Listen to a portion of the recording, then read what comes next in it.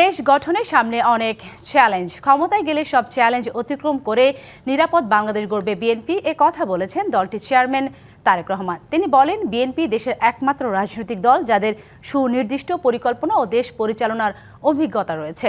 রাজধানীতে নির্বাচনী পথসভায় জনগণকে দেওয়া সব ওয়াদা বাস্তবায়নের কথাও জানান তারেক রহমান।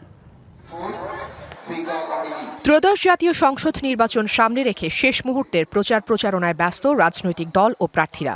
মঙ্গলবার সকাল 7:30টায় শেষ হচ্ছে প্রচারণা। অলিগলিতে ভোটারদের কাছে ছুটছেন প্রার্থীরা। দেশজুড়ে গণসংযোগ শেষ করে এখন রাজধানীতে বড় পরিসরে প্রচারণায় ব্যস্ত বিএনপি চেয়ারম্যান তারেক রহমান। ঢাকা 17 আসনে নিজ নির্বাচনী এলাকা বনানী মাঠে পথসভায় তিনি বলেন, মুক্তিযুদ্ধ ও জুলাই আন্দোলনকে ধারণ করে পুনর্গঠন করা হবে আগামীর বাংলাদেশ। বিএনপি একমাত্র রাজনৈতিক দল যার সেই পরিকল্পনা, যার সেই কর্মসূচি, যার সেই অভিজ্ঞতা আছে।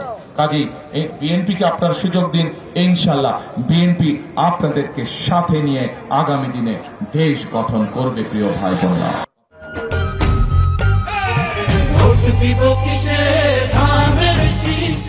জানান, নারীদের স্বাবলম্বী করা না গেলে দেশকে এগিয়ে নেওয়া সম্ভব নয়। এমন একটি বাংলাদেশ গড়ে তোলা হবে যেখানে সব শ্রেণীর মানুষ নিরাপদে থাকতে পারে। এমন একটি বাংলাদেশ গড়ে তুলতে যেই বাংলাদেশে যে কোনো মানুষ, একজন নারী হোক একজন পুরুষ হোক, নির্বিঘ্নে নিরাপদে যাতে দিনের যে কোনো সময় রাস্তাঘাটে চলাফেরা করতে পারে নিরাপদে। তারেক রহমান বলেন, দেশ গঠনে বিএনপির সামনে অনেক চ্যালেঞ্জ থাকলেও জনগণকে দেয়া সব ওয়াদা বাস্তবায়ন করা হবে। আমরা যদি সকলে মিলে ঐক্যবদ্ধ থাকি, আমরা যদি সকলে মিলে আজকে চেষ্টা করি, ইনশাল্লাহ অবশ্যই আমরা সেরকম একটি প্রত্যাশিত বাংলাদেশ গড়ে তুলতে পারবো, সক্ষম হব।